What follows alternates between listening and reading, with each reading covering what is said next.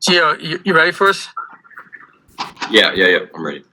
Okay, thanks for doing this. So, coming from New Hampshire 4+ years ago, is this what you envisioned, or what's this journey been like for you compared to what you thought you were getting into when you got here? Yeah. I mean, this is definitely what I imagined. Obviously our job isn't finished yet, but Coach Michael came to me with a vision, talking about how we were going to change the culture, and I feel like I was the first guy to really believe in that vision, and I feel like we've done a good job of just changing the perception and changing the culture of Rutgers basketball. And Geo, how much have you? Sorry, I think you broke up a little bit there.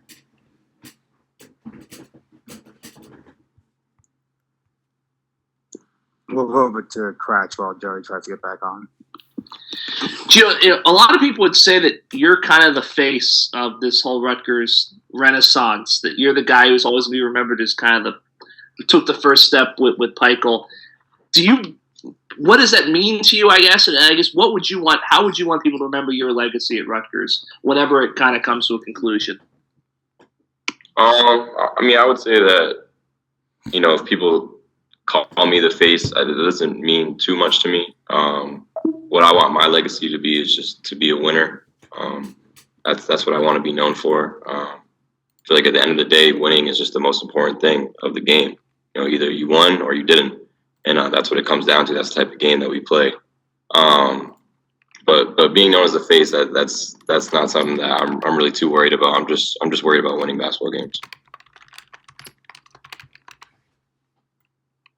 Barry, we can try and go back to you.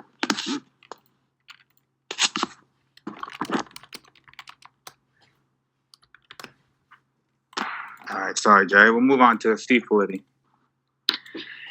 Hey, Gio, we've just heard so many stories about how difficult this year has been with all the COVID restrictions, the isolation, et cetera. I'm just wondering, from your perspective, has it all been worth it? Or are there times when you've wondered, if this really was worth it? It's been a tough year. It's definitely been different, and everyone's going through it for the first time, so no one really knew what to expect. But I would say that basketball is the one thing that's going to keep all of us sane during these times. Where everything feels so abnormal. Basketball is the one thing that's kind of been constant for us, and so that's been really good. It's definitely worth it. We all love the game. We love to win. We love to compete, and that's what we've been doing, and we're going to continue to do that. Go to Chris Nowalski. Hey, Jay. I'm sure you saw the announcement yesterday with with fans and parents being able to come to the game tomorrow. I was wondering if your family was able to make it, and just how special it is to have some family in there, in the last game. Yeah, it's great that we get to see some familiar faces. My mom actually won't be coming. I told her that she can see me at the tournament, so we're gonna have to wait for that. Brian Fonseca. I know it's crunch time of the season, and you might not be thinking about this, but you obviously have another year of eligibility if you choose to come back. Have you given any thought to that at all, about whether you'll be back next year, what your future plans are after this next month? Yeah, I'm sure it's something that's on everybody's mind.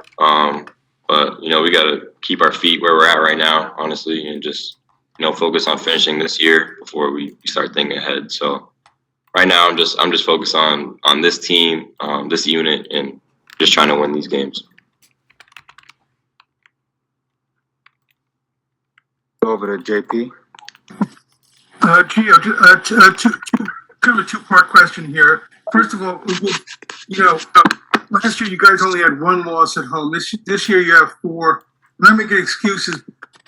Were there times where you felt like maybe if you had the usual rack, that there might have been times where they could have the crowd could have helped to get intimidate the opponents or push you guys over the top?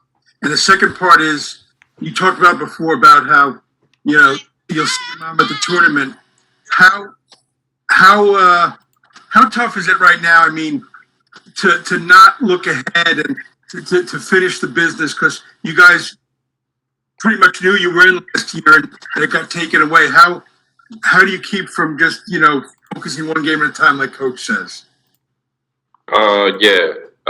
So for the first part of your question about the rack, it's definitely a different type of environment.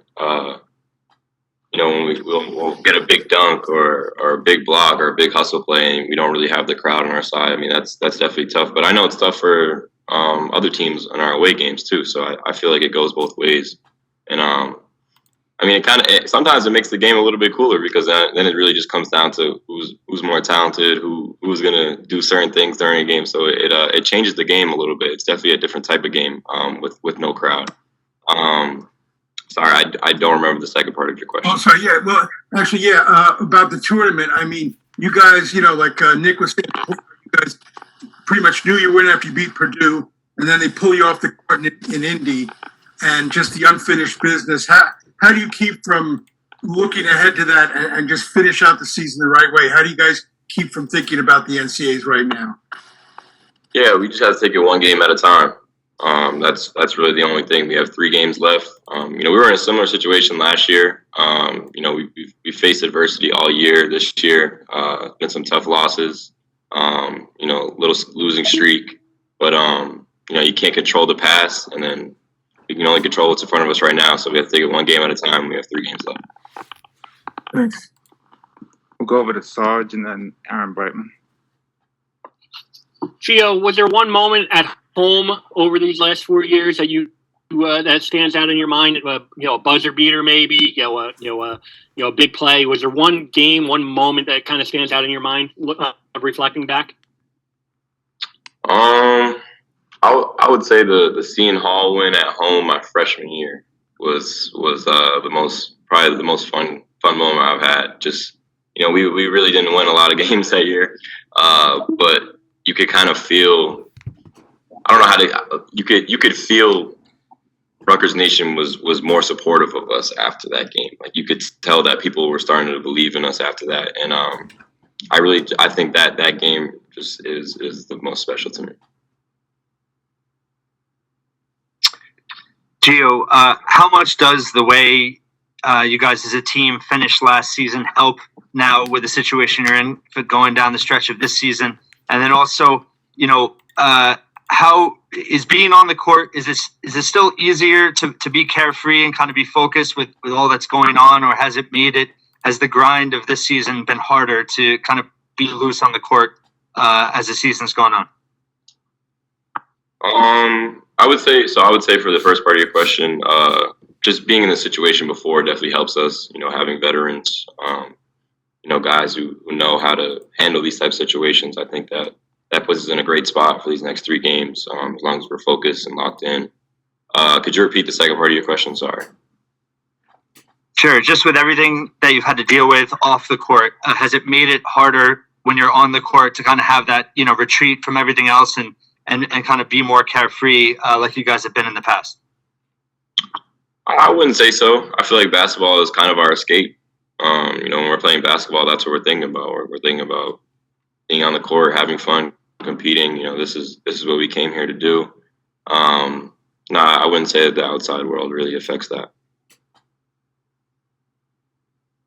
See if we can get back to Jerry Carino. Hey, am I coming through? Yeah, you're good. I'm sorry about that, guys. I'm in the car. I had to pick up my son from school. This is the life we lead now. Geo, Steve Heichel has often said, when referring to you over the years, the number 414. I'm sure you've heard him say it. What is that? Why does he say that? And what do you think of that? And what you've become since that? Yeah, it's funny. Like I never even knew that until people here kept bringing it up. Like I had no idea that was even a thing. I didn't even know they ranked people to that number. Like that's crazy to me. But I think it just shows the work that I've put in, and it shows how much he believed in me too. Because I didn't have any other high major offers. Like Rutgers was really the only school that believed in me. And here we are now. I got 3rd team All Big Ten last year. There's only a handful of guys who get on that list. We're in the top half of the Big Ten. And I feel like I've been one of the leaders for that, for that cause. So I think it just shows the progress and the hard work that we've both put in. And Gio, one more thing.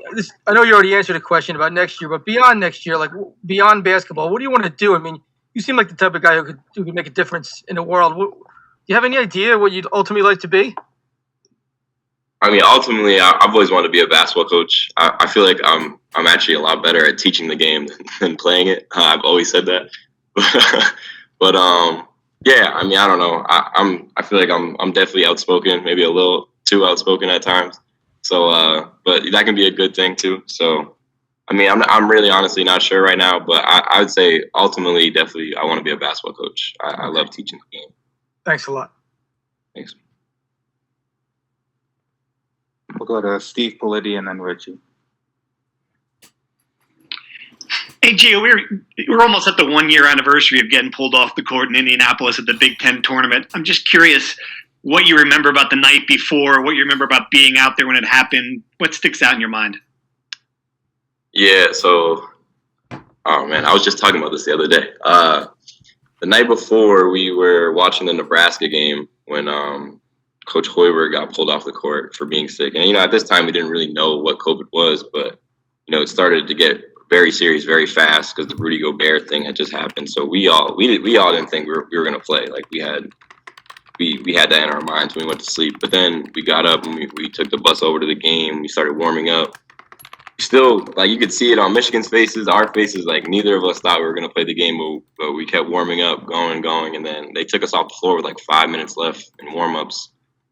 And at that point, we basically knew. And Coach Michael kind of came in like all slow. And you could just tell like by his face that we weren't going to play. Once he said it, what I remember was I was sitting next to Joey Downs, who, I mean, all you guys know is, was a big part of our team, huge part of our team. And he just started crying like instantly, like just because we knew there it was going to go beyond the Big Ten tournament. It was going to be the NCAA tournament as well.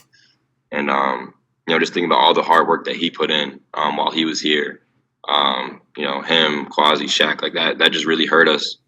And we all were just sitting there in silence for a really long time. I just remember holding Joey pretty much for like probably 20 minutes. And that's probably my most vivid memory of that day. Gio, looking back at your recruitment, I think you got offered in April of 2016, and you took a visit, then you committed not too long after. When did you know Rutgers was the spot for you, and have you accomplished all of your goals over the years? Yeah, so I knew I was coming to Rutgers as soon as I took my unofficial visit. Coach Michael was just very interesting to me. He thought a little too big, which is kind of how I am too. I always think a little too big, and so it just felt like a really good match. And I knew I was coming right away. I didn't want to say it right away just because the AU team that I was playing for, we had multiple Division I guys, so I wanted schools to keep coming, just to be able to see my teammates as well. And so I never told anyone I was committing yet, but yeah. So that's when I knew I was coming. And then could you repeat the second part? Obviously, you had a couple goals coming in your freshman year. Have you accomplished all those goals? Not yet.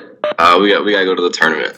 That's number one on the list. I feel like I've had individual goals throughout my years, but those only get accomplished through winning, and that's always number one. So we have to go to the tournament. Go back to Jerry. I'm sorry if I missed this when I cut out. Gio, is your mother coming down, or is anyone coming down for you tomorrow? No, my mom's not coming. I told her that she has to wait for the tournament. She's going to see me in the tournament. Yeah, she has to wait for the tournament. She'll go to Indianapolis if you're there? Yeah, she has to see me in the tournament. Okay, fair enough. Steve Politi. Guys, anybody else have anything for Gio? If not, thanks, Gio. We'll let you go. Appreciate it. Thank you, guys. I appreciate it. Have a good one.